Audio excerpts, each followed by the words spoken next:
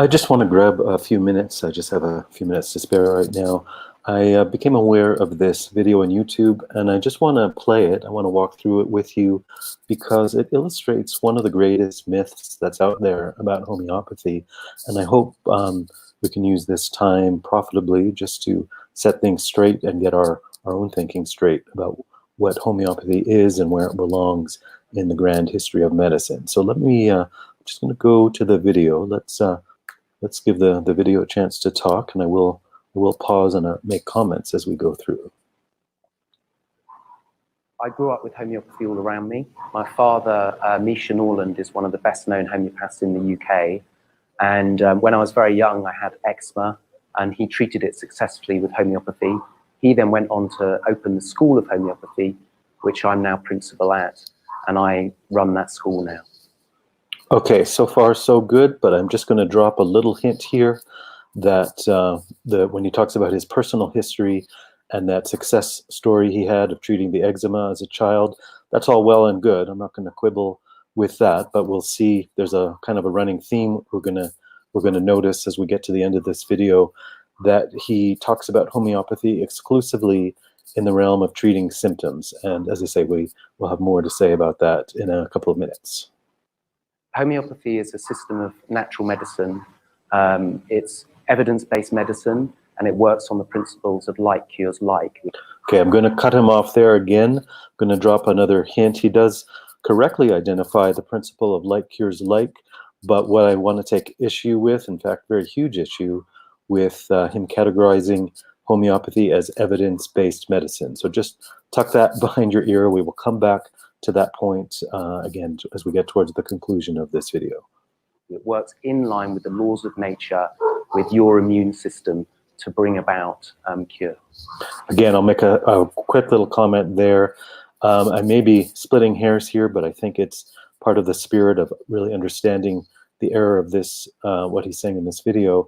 When he talks about the laws of nature, like cures like, working with your immune system to affect the cure, the hair splitting I would do here is that that's a very misleading way of portraying it. In other words, he's portraying an idea that somehow the homeopathic remedy will stimulate the person's immune system, and that through the person's immune system, the cure will be conducted. Where in fact, a more precise understanding leads us to understand that it's very directly the remedy through the law of similars, or like cures like, the remedy meeting the disease in the person is where the cure is effective, and then it's the healing afterwards, which is the responsibility of the so-called immune system. Anyways, as I say, I am splitting hairs a little bit, but I think it's important with the point we want to get to with analyzing this video.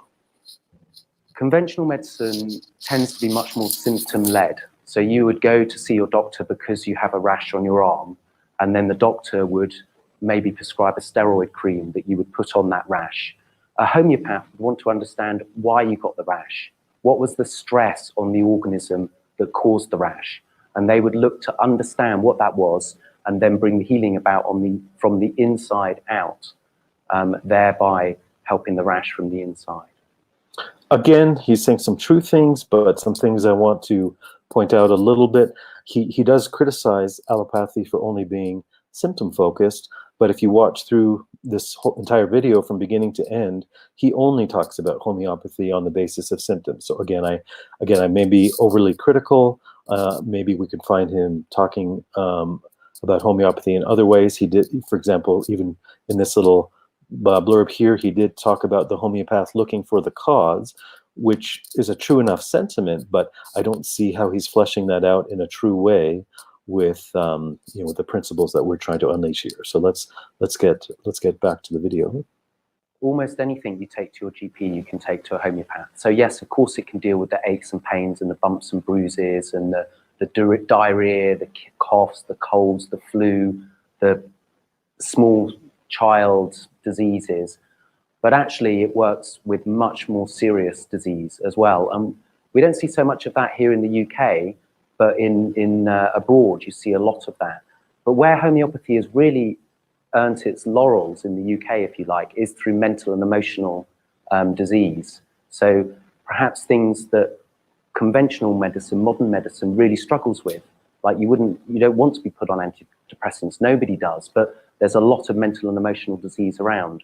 And that's where homeopathy really is good for those types of ailments, as well as the bigger physical ailments as well. Again, he's touching on something that's true enough as far as how homeopathy is taken up for the mental and emotional diseases. But again, the kind of the running subtext here is that he is only defining disease and defining treatment and all the rest of it purely on the basis of symptoms. So let's let him get back to it. In the UK, there are a handful of critics, skeptics, that seem to have made it their business to criticize homeopathy. And they are very vocal and very good at getting headlines. And homeopaths aren't in the business of marketing and communicating and PR. Homeopaths are in the business of patient care and health. And so we have not been fantastic at responding to these criticisms. And it's something that we have to get better at. But unfortunately, it does feel like a bit of a distraction because it's taking you away from the important work of looking after patients. And the things that we get criticized on most of all are the ultra dilutions in homeopathy. And these are hard to understand because science doesn't understand ultra dilutions. But then science doesn't understand a lot of the natural world that we see about us. In fact, I'm going to just quickly interrupt him again here. I like a lot of what he said in that little passage. Basically, all the skeptics are making a lot of noise, but we're busy basically just trying to help people get on with business. All well and good. Now, again, when he's talking about the criticism of the ultra dilutions, the so-called ultra dilutions of homeopathy, he doesn't really come to answer to this. But again, and this can be the topic of a whole separate video that I can do. But really understanding the true, getting really to the foundational way of understanding physics, in a way that really reveals how it is that a homeopathic medicine can work the way it does, can kind of transmit that medicinal information. Anyways, that'll take us way off course from this video, but again, I do want to applaud part of what he's saying here. Just leave people alone, leave them to engage with their work, engage with the true things in this world. But again, this of course is what I'm criticizing him in this video, is he is off track for the true principles of homeopathy. That's what I want to stick to in this video today. Let's get back to him. There's a chart that the British Medical Association produces every year, and the most recent chart shows that 51% of drugs given out on the NHS have no known effectiveness. 51%. So to say that we don't fully understand homeopathy, we don't fully understand most of the drugs that we're using with conventional medicine. So I think there is a place to educate and to bring people up to speed with what homeopathy is and how it works.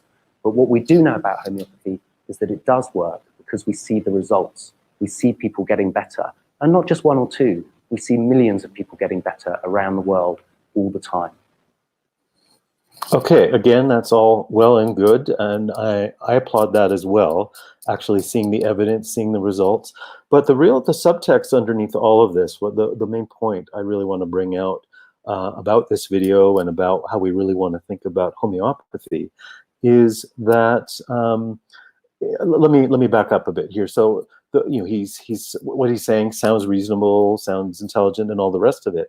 But when we look back at the history, the long, deep history of medicine, going back into the long history of philosophy, the history of science, the history of medicine, there is, if you know a little bit of the basic branches of philosophy, the branch known as epistemology, that's the part of philosophy as well as science, which is all based on the ideas of how we come to have knowledge. What is the capacity of the human being to know certain things, or are there some things that are knowable to us, some that are not? Anyways, there's a very big discussion about all of that. But just to give us a basic historical context here, that branch of philosophy known as epistemology has a major division historically between what's called the rational understanding and the empirical understanding of where knowledge comes from, or in other words, what are called the rationalists and the empiricists. And his whole language, his whole concept about homeopathy, he's placing firmly in that camp of empiricism, or what he calls evidence-based medicine. And that side of knowledge, or that side of human knowledge, what's called empiricism, as we're saying, is by definition is based on only what we can acquire in terms of our senses. We see things, we smell things, we come to know things just by our direct experience of them, and that's fair enough. I understand that, but to understand Hahnemann and Heilkunst and his system of medicine, it firmly sits in the rationalist stream of medicine. And what that stream says is that to understand, first of all, how to diagnose someone, but then which medicine to give to them, Hahnemann's system, and especially if you look at his writings from about 1790 to 1796, you can watch him historically make this discovery for himself, that he landed firmly in this camp of rational medicine. In other words, once you understand the principle, and this video did speak to that principle of like cures like, but he does not, in the video, he did not ground that in the rationalist stream of medicine. He grounded it in the empiricist. So in other words, what Hahnemann came to understand was, once you understand that as a rational principle that we can apply, based on the workings of nature and so on, that principle of similarity, you can always have definite knowledge. You can be assured of your knowledge that when you properly identify the disease, how it expresses, and identify what that medicine is based on that rational principle of similars, that is what makes the whole system of Heilkunst medicine unique and special. Now, I know he plays a lot of lip service. I'm kind of guessing a lot of his narrative, a lot of his thinking. It's almost like he's trying to justify homeopathy in terms of allopathic medicine. He's trying to make homeopathy and Heilkunst. He doesn't have the concept of Heilkunst, but he's trying to make Hahnemann's system fit in to allopathy, rather than realize they are on two different streams, like two different train tracks, and they are never going to meet. No matter how many trials are done or experiments with this remedy, that remedy, whatever, you're never going to find this fundamental thinking about science and medicine that's going to converge in these two systems. So anyways, that's about the time I have for today, but I hope I made the point clear enough, and I hope you get something out of this. And I hope, as I say, you take this forward with you, either in your own thinking, when you're thinking about homeopathy, how remedies work, how different treatments work and so on, that you just kind of bear this framework in the back of your mind between rationalism and empiricism. And I think it will help you illuminate a lot of places where otherwise people can get confused. So I will see you in the next video. As always, if you have any questions, please feel free to type them in the comments below. I'll get to them in a future video, and I will be seeing you soon.